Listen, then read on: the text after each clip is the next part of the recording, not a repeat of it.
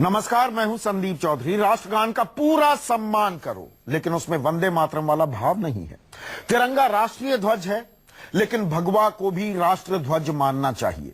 सारे जहां से अच्छा वाला गीत से इत्तेफाक नहीं रखते हैं हम, क्योंकि उसमें जिस गुलिस्तां का जिक्र है वो उजड़ सकता है। अब आप सोच रहे होंगे मैं ये क्या कह रहा हूं। दरअसल ये राष्ट्रीय स्वयंसेवक संघ के कथित राष्ट्रवाद की बहस का हिस्सा है। ये सारी बातें संघ के बड़े नेता भैयाजी जोशी ने कही हैं। भारत माता की जय वाले नारे से शुरू हुई ये बहस अब राष्ट्रगान और राष्ट्रध्वज तक पहुंच चुकी है। ऐसे में आज जो कुछ चंद सवाल मैं उठाने वाला हूं, उनमें से है, भगवा राष्ट्रध्वज क्यों चाहता है राष्ट्रीय स्वयंसेवक संघ? क्या भगवा झंडा तिरंगे से भी बड़ा भारतीयता का प्रतीक है? और क्या झंडे, गीत, नारे के सहारे राष्ट्रवाद का मुद्दा जिंदा रख रहा है संघ? इन तमाम सवालों के जवाब तलाशूंगा। कुछ खास मेहमान मेरे साथ जुड़ चुके और मेरे साथ चर्चा में बीजेपी के राष्ट्रीय प्रवक्ता डॉक्टर संबित पात्रा, कांग्रेस की राष्ट्रीय प्रवक्ता प्रियंका चतुर्वेदी, जेडीयू के वरिष्ठ नेता पत्रकार भी रह चुके हैं अली अनवर साहब, संघ विचारक राकेश सिन्हा और गरीब नवाज फाउंडेशन के अंसार रजा साहब जुड़ चुके हैं। संबित, क्या भगवा राष्ट्र ध्वज से बड़ा राष्ट्र ध्वज बनने की राह पर चल पड़ा है? देखिए संदीप जी, आप चूंकि एक बहुत सुलझे हुए एंकर भी हैं और विमर्शों में हमेशा भाग लेते रहते हैं, मैं आपसे पूछता हूं। देखिए, चाहे भैयाजी जोशी का आज का बयान हो, चाहे माननीय मोहन भागवत जी के बयानों का सवाल हो, वो ट्विटर के या फेसबुक के 144 कैरेक्टर्स में प्रस्तुत किए हुए वस्तु नहीं है जिस पर हम केवल लड़ते रहें और उसको इफ, दिस और दैट के रूप में देखिए। ये नहीं तो वो एक विमर्श है, एक सांस्कृतिक संगठन है जो बहुत बड़े बड़े विषयों पे विमर्श करती है। देखिए, हमारे बीच में राकेश सिन्हा जी बैठे हैं। मैं आपको बताता हूं, मैं इनका बहुत बड़ा फैन हूं। इनका फैन क्यों हूं? क्योंकि जिस प्रकार वो पढ़ते हैं, वहां से विमर्श लाते हैं और उसके बाद वो विषयों को रखते हैं, मुझे लगता है हम सबको विमर्शों में भाग लेना चाहिए। कहीं भी आदरणीय भैयाजी जोशी ने या संघ ने या किसी भी संघ के व्यक्ति ने ये नहीं कहा कि जो भगवा ध्वज है वो ज्यादा महान है और तिरंगा कम है। उन्होंने कहा दोनों का अपना अपना स्थान है, दोनों बहुत महत्वपूर्ण है। मैं आपको दो उदाहरण देता हूं। नहीं, ये सवाल इसलिए उठता है, देखिए संबित, ये सवाल इसलिए उठता है कि 52 साल में याद आया 2002 में 26 जनवरी को कि राष्ट्रीय ध्वज फहराना है। 1950 के बाद 52 साल बाद राष्ट्रीय स्वयंसेवक संघ को याद आता है कि राष्ट्रीय ध्वज भी फहराना चाहिए। 26 और 15 अगस्त को मैं इसका उत्तर देता हूं। और आज फिर भगवे की तुलना राष्ट्रध्वज से की जाती है। सवाल इसलिए आता है। मैं बिल्कुल, आपका जायज सवाल है, सवाल होना चाहिए, तभी तो विमर्श होना चाहिए। मैं कहता हूं, नंबर 1, 52 साल बाद याद नहीं आया। 52 साल बाद नवीन जिंदल नामक एक व्यक्ति केस जीतते हैं, स्वाभाविक रूप से उसके बाद जाके इंस्टीट्यूट नहीं, ये स्पिन डॉक्टरिंग है। माफी से मैं कहना चाहूंगा डॉक्टर पात्रा, ये स्पिन डॉक्टरिंग आप कर रहे हैं। माफी से मैं ये शब्द इस्तेमाल कर रहा हूं। 26 जनवरी यानी कि गणतंत्र दिवस और 15 अगस्त यानी कि स्वतंत्रता दिवस को आप अपने संगठन में तिरंगा फहरा सकते थे, इस पर कोई बाध्यता नहीं थी। उसके बाद कोई भी संगठन किसी भी दिन हर रोज तिरंगे को फहरा सकता था। कोर्ट का ऑर्डर ये आया, लेकिन 26 जनवरी 1950 से लेकर 26 जनवरी 2002 तक तिरंगा कभी नहीं फहराया गया नागपुर में हेडक्वार्टर्स में। ठीक है, चलिए, आपने प्रश्न पूछा, अब मैं जवाब देता हूं। देखिए, जहां तक संघ तिरंगा का सम्मान करता है कि नहीं, मैं भी आपको एक उदाहरण देता हूं। 1936 दिसंबर में फैजपुर नामक एक स्थान में जहां इंडियन नेशनल कांग्रेस ने अपना अधिवेशन किया, अधिवेशन में जब तिरंगा फहराया गया तो वहां तिरंगा अटक गया, किसी मैकेनिकल कारण से वो फहर नहीं पाया। किशन सिंह राजपूत नामक एक स्वयंसेवक वो पोल पे चढ़ता है और झंडे को वो फहरवाता है ऊपर से। डॉक्टर हेडगेवार जो कि संघ के स्थापक थे, उन्होंने एक कार्यक्रम किया, उसमें इस व्यक्ति को जो आरएसएस का स्वयंसेवक था उसको पारितोषिक दिया और कहा ये तिरंगे का जो तुमने सम्मान किया है इसके लिए मैं बहुत धन्यभागी हूं। दूसरी बात, मैं साधारण उदाहरण दे रहा हूं। देखिए, आप याद रखिए, आप पूरे भाषण को सुनिए। माननीय भैयाजी जोशी जी ने कल कहा, उन्होंने 3 बातों को कंपेयर किया कि देखिए अंग्रेजी और हिंदी में क्या फर्क है। देश, राज्य और राष्ट्र, ये अलग अलग चीज है। अंग्रेज इनको एक ही कह देते हैं। अब देखिए, जो राष्ट्र है उसका एक बहुत बड़ा दायरा होता है। देश संविधान से, आर्मी से, प्रतीकों से उसका अलग दायरा होता है। इस परिप्रेक्ष्य में उन्होंने कहा दोनों के प्रतीकों का महत्व है। और एक उदाहरण देता हूं, अपनी बात को विराम दूंगा। 2 अप्रैल 1931 में जो फ्लैग कमेटी बनाई गई थी, जिसमें आदरणीय जवाहरलाल नेहरू जी भी, मौलाना आजाद साहब भी, सरदार पटेल भी जिसके सदस्य थे, उन्होंने 1931 की बात कर रहा हूं। हाँ। उस समय जो झंडा खुद कांग्रेस ने इजाद किया था, वो झंडा भगवा झंडा था। उसके ऊपर एक नीले रंग का चरखा रखा गया था। तो स्वाभाविक रूप से उस समय भी राष्ट्र की कल्पना खुद आईएनसी अर्थात इंडियन नेशनल कांग्रेस ने की थी। ये विमर्श समय समय पर चलता रहा, पर राष्ट्र कहीं भी किसी ने नहीं कहा भगवा की और बात कहेगा होती है भी ना, नहीं। मैं एक बात बता दूं और दर्शकों को भी बता दूं, एक भ्रांति है कि ऊपर भगवा का मतलब हिंदू, नीचे हरे का मतलब मुसलमान, बीच में सफेद का मतलब बाकी सब रंग। सर्वपल्ली राधाकृष्णन ने बड़ा इसकी बहुत अच्छी व्याख्या की है। उन्होंने बताया भगवे का मतलब होता है एब्डिकेशन, त्याग की भावना का प्रतीक है। हरा रंग हमारी जमीन से जुड़ा हुआ है, बिल्कुल। सफेद रंग शांति का प्रतीक है, एक होलिस्टिक अप्रोच को लेकर चलने की बात है। यह धर्म मजहब से तो कभी जुड़ा ही नहीं, लेकिन भगवे को हिंदू से जोड़ने की लगातार कोशिश हुई। आपने आजादी से पहले का जिक्र किया, मैं यहां पर 1 मिनट सुनिए। 17 जुलाई 1947 नेशनल फ्लैग, ये एडिटोरियल था ऑर्गेनाइजर, मुखपत्र अंग्रेजी में आरएसएस का, जहां साफ लिखा गया द भगवा Dhwaj be adopted as the national flag of India. आगे 14 अगस्त 1947 ऑर्गेनाइजर में ही एक आर्टिकल आता है, mystery behind the behind the भगवा dhwaj, and I quote somewhat for my viewers and for you. The people who have come to power by the kick of fate may give in our hands the tricolor, but it will never be respected and owned by the Hindus. यह भी एक हकीकत है। मैं थोड़ा वक्त दीजिए, मैं जानता हूं इसमें ज्यादा अच्छा राकेश सिन्हा जी बोल पाएंगे, मगर मैं सिर्फ 20 सेकंड में अपनी बात को बोलने दीजिए। अब देखिए 14 जुलाई 1947 को जो पहली बार हमारा जो आज का झंडा हम देख रहे हैं, जिसको हम सलाम करते हैं, उसका जब अनावरण हुआ, और आप जानते थे दूसरी फ्लैग कमेटी के द्वारा अनावरण हुआ, उसके पश्चात देखिए खुद महात्मा गांधी जी जो हमारे राष्ट्रपिता हैं, उन्होंने एक आपत्ति की। उन्होंने कहा कि वहां चरखा होना चाहिए सेंटर में। नेहरू जी ने कहा देखिए महात्मा गांधी जी, अगर चरखा रहेगा तो सिमिट्री बिगड़ जाएगा, तो इसलिए हमने वहां पे चक्र डाला है, चरखा हटा दिया है। गांधी जी इस पे उन्होंने लिखा भी है कि नहीं, मुझे ये झंडा अभी पसंद नहीं है, मगर बाद में गांधी जी ने इसे स्वीकार भी किया। मेरा कहने का तात्पर्य है विमर्श, अगर विमर्श होता है किसी के डिजाइन को लेकर, उस समय अगर 1947 में संघ विमर्श कर रही थी, विमर्श को कभी भी आप गलत ये विमर्श अब 2016 में जिंदा करने की क्या जरूरत है? नहीं, सवाल उठेगा। लेकिन प्रियंका, सिक्के का दूसरा पहलू, कोई स्थान ही नहीं है विमर्श के लिए। प्रियंका, दूसरा पहलू यह है कि विमर्श अगर हो भी रहा है और राष्ट्र ध्वज से तुलना की जा रही है भगवा ध्वज की, राष्ट्र ध्वज तो जस का तस है, उसमें आपत्ति क्यों, विमर्श क्यों ना हो जाए? देखिए, आज विमर्श की बात हो रही है और भारतीय जनता पार्टी के प्रवक्ता विमर्श की बात करें, सुनकर अच्छा लगा, क्योंकि 2 साल में पहली बार विमर्श जैसी आवाज सुनाई दी है, बात सुनाई दी है। ये कहते हुए मैं बस 2 चीज यहाँ पे कहना चाहूंगी चौधरी जी, कि 1947 से पहले इन्होंने राष्ट्रीय स्वयंसेवक संघ ने बहुत आपत्ति जताई थी तिरंगे को लेकर।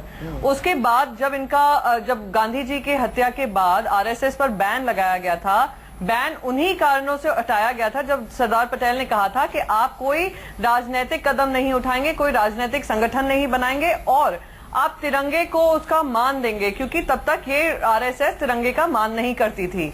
उसके 60 साल बाद भी हमने देखा तिरंगे का मान इनसे होना बहुत डिफिकल्ट रहा है। 62 इयर्स के बाद इन्होंने तिरंगे को माना है। अब क्योंकि 2014 में इनकी सत्ता बनी है, इनके राजनीतिक विंग जो भारतीय जनता पार्टी है उसकी सत्ता बनी है, सिंगल लार्जेस्ट पार्टी बनकर आई है, तो इस तरीके की मनमानी करी है। जुमलेबाजी थी, सबका साथ सबका विकास, नारेबाजी में हमने एक ध्रुवीकरण देखा, और अब तिरंगे की रंगबाजी में हम दूसरा ध्रुवीकरण देख रहे हैं इस देश का, जो भारतीय जनता पार्टी करने की कोशिश कर रही है और राष्ट्रीय स्वयंसेवक संघ उनका साथ। ये गंभीर आरोप लग रहे हैं संघ पर, राकेश सिन्हा साहब, और खास 2016 में क्या वो बातें जो कहीं मन में ही रह गई, मन की बातें, वो बाहर नहीं निकल पाया। 48 में आरएसएस पर बैन लगता है, जो जिक्र कर रही थी अभी प्रियंका चतुर्वेदी, और यहां पर ये कहने वाले ये कहते हैं ये कंटेंशियस है, और आप हिस्टोरियन हैं तो मैं इसीलिए पहले से ही ये कह रहा हूं ये कंटेंशियस इशू है।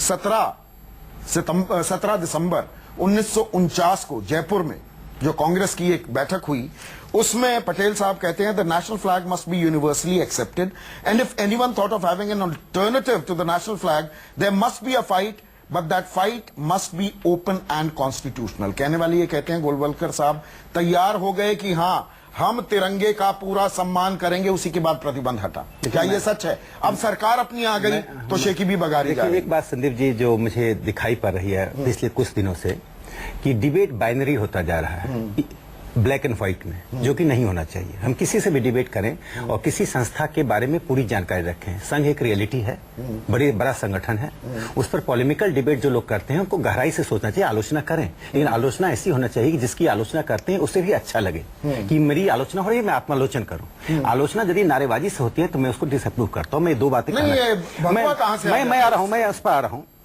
स्मृति ईरानी कहती है सारी यूनिवर्सिटीज को तिरंगा फहराना पड़ेगा। यहाँ पर आपके जनरल सेक्रेटरी कहने लगते हैं कि नहीं भगवा ध्वज बराबर है। शुरू ही कर रहा हूँ ना, मैं अभी शुरू ही किया ना। 2 अप्रैल 1931 की जो फ्लैग कमेटी की रिपोर्ट है, जो जुलाई में रिपोर्ट सौंपी थी कांग्रेस में, फ्लैग कमेटी की रिपोर्ट करीब 30 पेज की रिपोर्ट है। उसमें मौलाना आजाद, मास्टर तारा सिंह, डीवी केलकर, पट्टाभी सीतारमैया, जवाहरलाल नेहरू, तिरंगे को लेकर ये आपत्ति क्यों? मन में आपत्ति का भाव है ना? मैं तो कहता हूँ इसको हिस्टोरिकल पर्सपेक्टिव में थोड़ा रख दूं संदीप जी। इन 7 लोगों की कमेटी ने इनोनिमसली कहा था भगवा झंडा इस राष्ट्र की परंपरा का प्रतीक है, सभ्यताई सांस्कृतिक प्रतीक है, होना चाहिए। उसके बाद तो मतलब तिरंगा को हटाने की राह पर चल पड़े। अरे कांग्रेस ने ऐसा कहा, कांग्रेस उसमें निर्णय कर रही थी राष्ट्रध्वज के बारे में अगस्त में। तो क्यों मौजूदा प्रधानमंत्री लाल चौक पर श्रीनगर में जाकर तिरंगा फहराने गए थे? क्यों मुरली मनोहर जोशी तिरंगा फहरा रहे थे? क्यों स्मृति ईरानी तिरंगा फहराने की बात करती है? बाइनरी मत क्रिएट कीजिए ना, मैं सुन लीजिए ना। फिर अगस्त में तिरंगा झंडा अपनाएगा। जिस दिन कांग्रेस ने तिरंगा झंडा को अपनाया, मैं तो आप अपनाने से गुरेज क्यों करते हैं? 2 इंस्टांस तो सुन लीजिए, 2 इंस्टांस तो सुन लीजिए। मैं 2 इंस्टांस आपको बता रहा हूँ। चिमूर में 1942 में आप पढ़े होंगे, चिमूर में बहुत बड़ा वायलेंस हुआ। चिमूर के पुलिस स्टेशन पर आरएसएस के स्वयंसेवकों के नेतृत्व में, मैं आर्काइवल डॉक्यूमेंट के आधार पर कर रहा हूं, यदि मैं गलत कहूंगा तो मैं माफी नहीं मांगूंगा, मैं एकेडमिक से वापस हो जाऊंगा।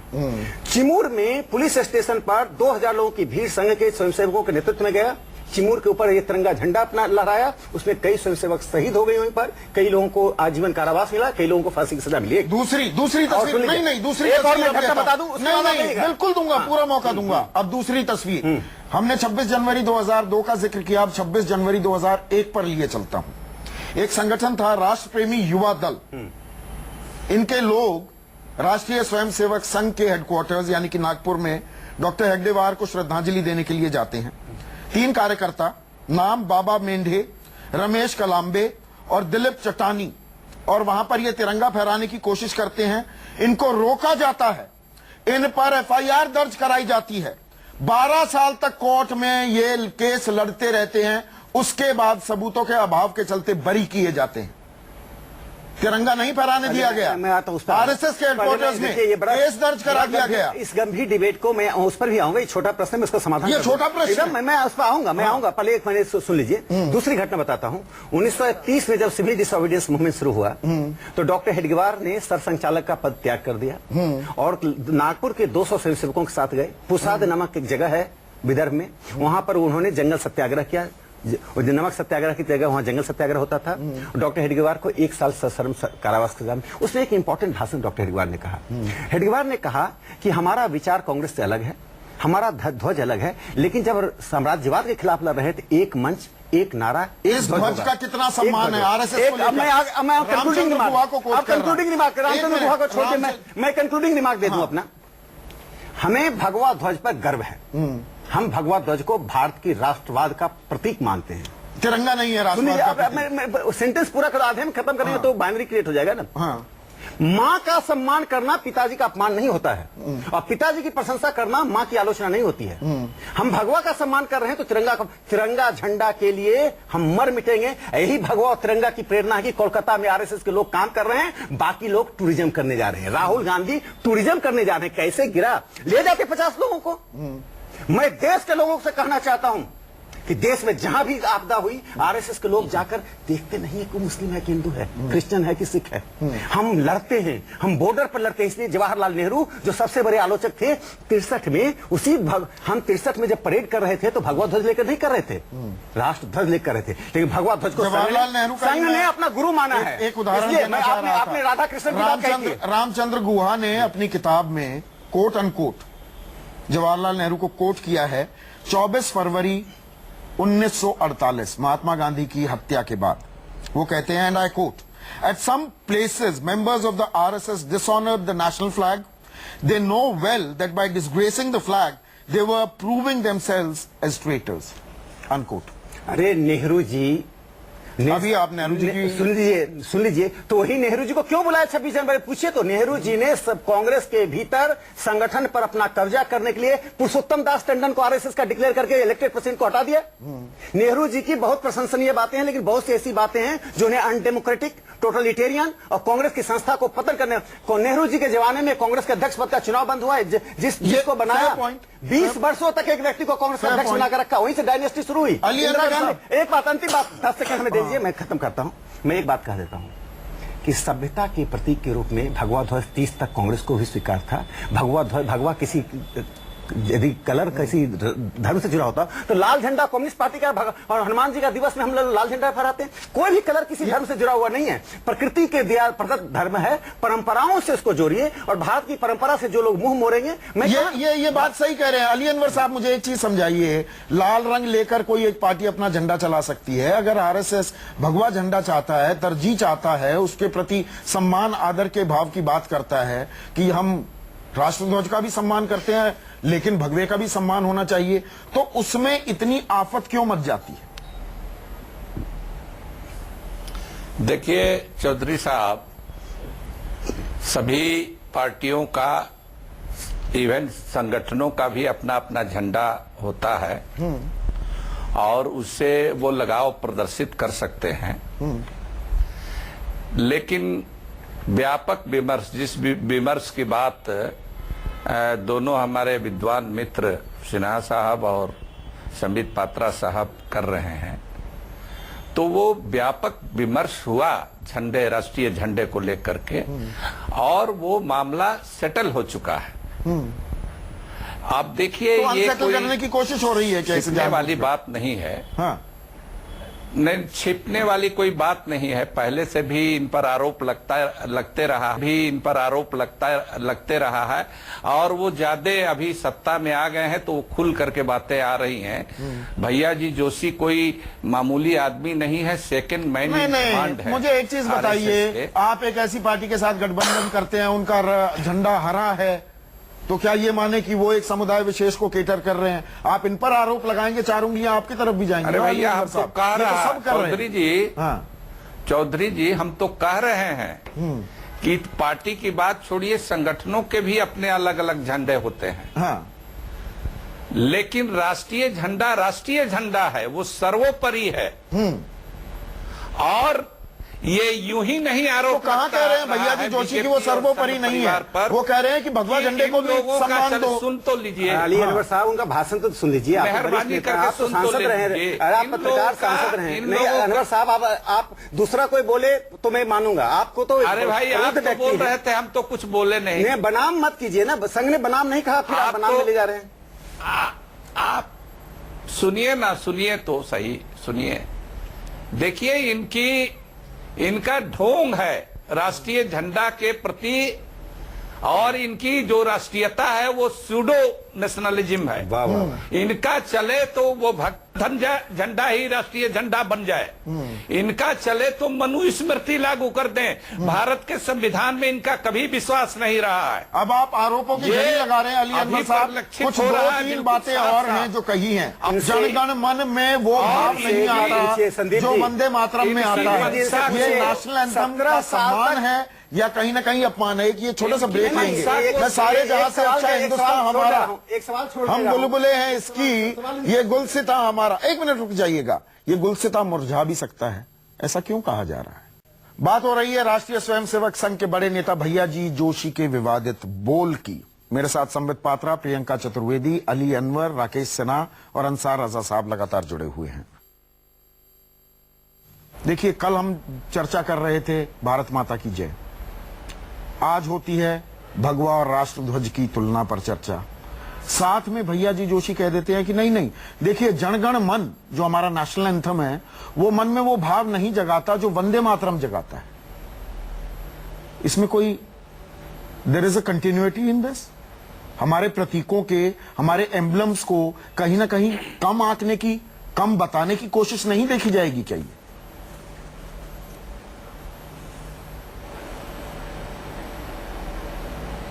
ये आपने किससे पूछा? आपसे पूछा संबित।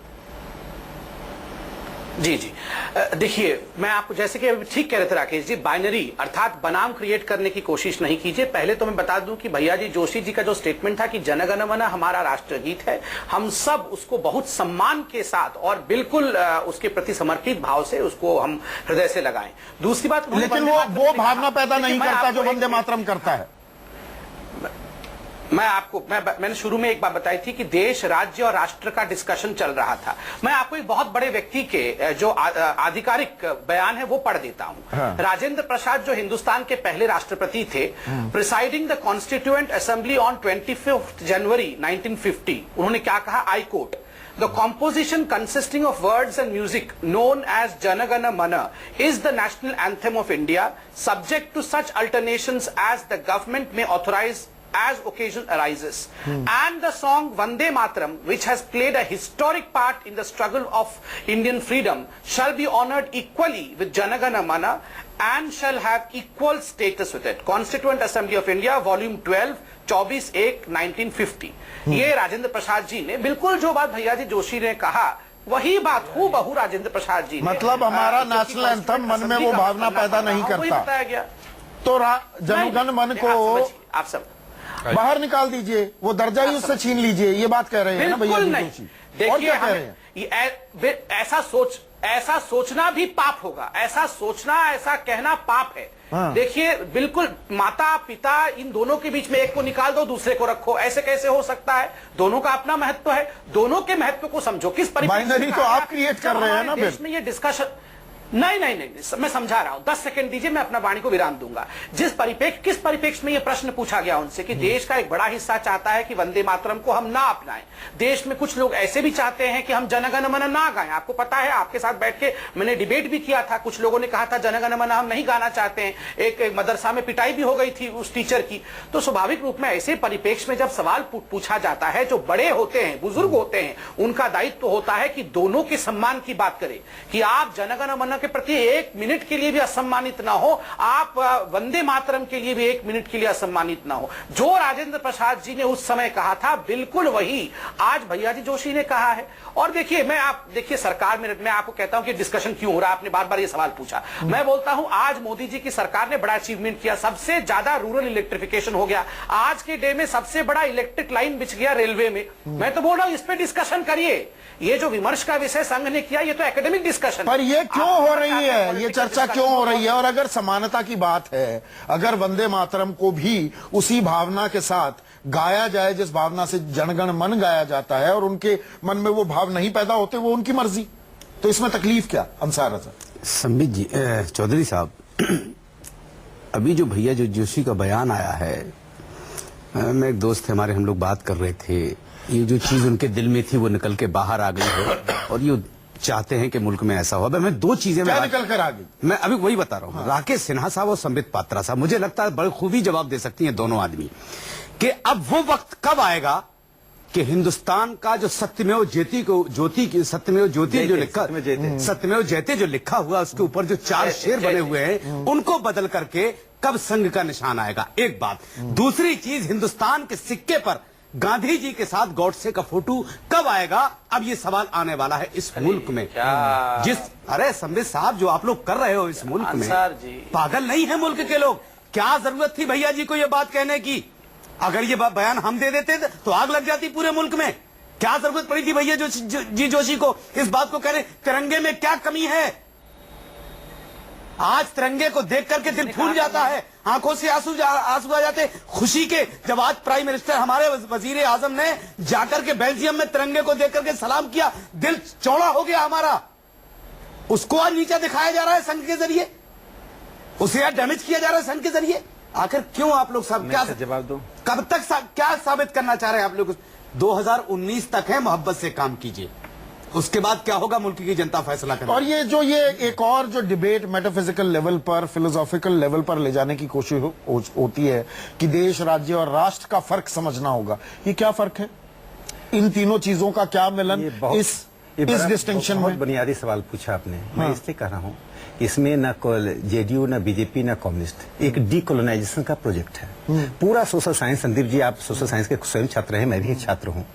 सोशल साइंस डीकोलोनाइज नहीं हो पाया है, और वेस्ट में जो राष्ट्र का कंसेप्ट है, ये तिरंगा कॉलोनियलिज्म का प्रतीक है। मेरी बात, ये वही बात आपने जो सवाल पूछा बहुत महत्वपूर्ण, दर्शक सुनना चाहते हैं। देखिए, जो वेस्ट में राष्ट्र कहा जाता है, रिलीजन कहा जाता है, भारत में धर्म और वहाँ का नेशन और रिलीजन, यहाँ का राष्ट्र और धर्म अलग है। इसको धर्मपाल जी, अगर लोग जानते होंगे, धर्मपाल जी ने बहुत डीकोलोनाइजेशन के प्रोजेक्ट पे काम किया है, जिनको मार्क्सिस्ट विचारकों ने पीछे छोड़ दिया, अब सामने आ रहे हैं। उन धर्मपाल जी का पढ़ें कि राष्ट्र राज्य में क्या अंतर है, एक बड़ा विषय है, और इस विषय पर आप मेजॉरिटेरियनिज्म की बात कर रहे हैं ना, प्रतीकों की बात करते हैं, 25 सेकंड में अपनी बात शुरू बहुतायत की बात हो रही है। 25 सेकंड में अपनी बात शुरू करता हूं। हाँ।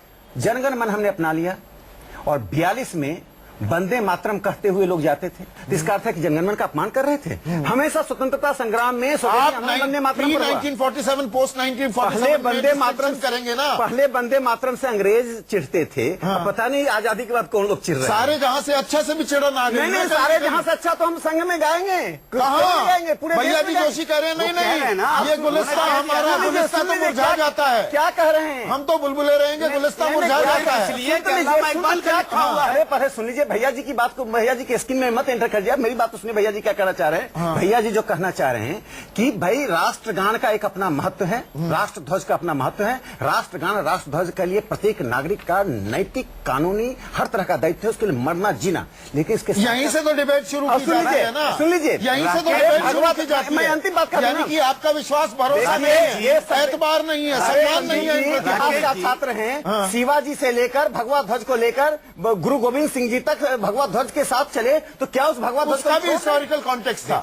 हम भगवा ध्वज हिस्टोरिकल बस आपने मेरी बात कर दी, आपने मेरी बात कही। तो बहुतायत का राज, दोनों नहीं, दोनों क्या बहुतायत? इसको 50 धर्म बनेंगे, इसको मजहब विशेष से, समुदाय विशेष से सही कहा आपने। अरे भाई कंक्लूड तो कर दूं। देखिए, आगे आने वाले समय में भी 50 धर्म और संप्रदाय भारत में जन्मेंगे। भारत में धर्म और संप्रदायों पर रोक नहीं है, नेति यह भी नहीं, वह भी नहीं, ये तुम्हारा दर्शन। आपने कहा रिलीजन और नेशन जैसा वेस्ट में देखा जाता है, यहाँ पर धर्म और राष्ट्र की परिभाषा है, फर्क है। आप तो यहाँ पर धर्म बहुतायत से जोड़ रहे हैं। बहुतायत? ये बहुतायत से जोड़ने की कोशिश है क्या? प्रियंका चतुर्वेदी, एक लाइन, कल्चरल कैटेगरी और रिलीजियस कैटेगरी में अंतर है। भगवा जो है सो कल्चरल चौधरी जी, सिन्हा जी से कहिए, रिलीजियस कैटेगरी नहीं है। पूरी डिबेट क्या है, पूरी डिबेट डोमिनेट नहीं कर सकते और डायनेस्टी का गुणगान ज्यादा करते हैं जी। प्रियंका की बात डोमिनेट कर सके। हाँ जी, देखिए, इनसे कहिए कि अपने इंटेलेक्चुअल बनकर आते हैं, अपनी सीमा जाने कि जब उनसे बोला गया है किसी और को बोलने का मौका दें, तो बोलने का मौका दीजिए। सिन्हा जी, पता है सरकार अभी आपकी है, आपको दिक्कत होती है दूसरों की बात सुनने में। मैं आपको राष्ट्रीय स्वयंसेवक संघ की हकीकत बताऊं, तिरंगे से इनको इसलिए चिढ़ है क्योंकि एक जिंदा जागता प्रतीक है कि जो हिंदू राष्ट्र बनाने की कोशिश राष्ट्रीय स्वयंसेवक संघ कर रहा था, जिससे ये पाकिस्तान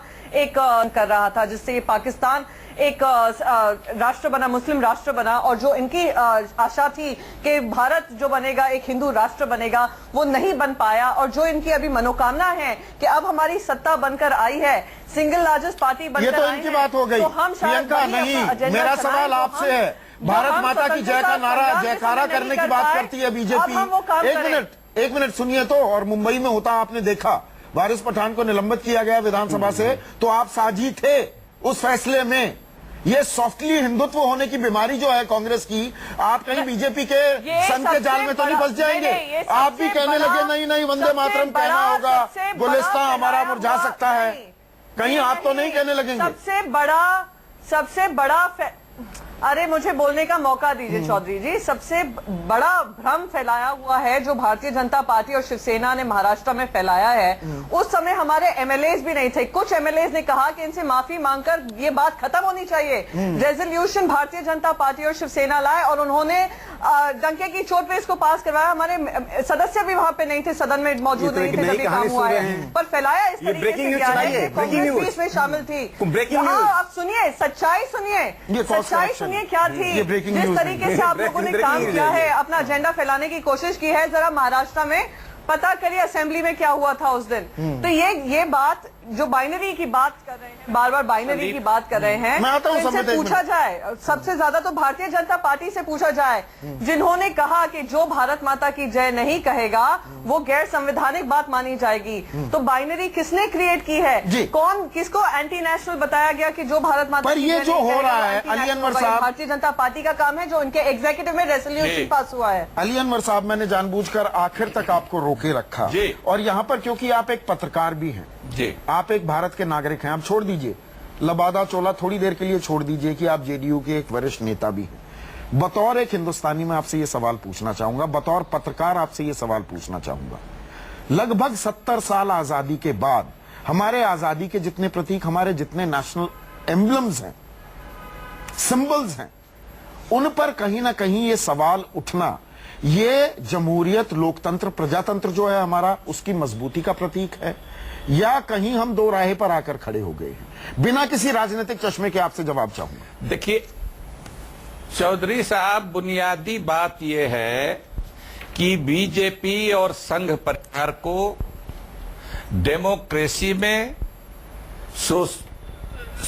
विश्वास ही नहीं है, इनको भारत के संविधान में विश्वास ही नहीं है।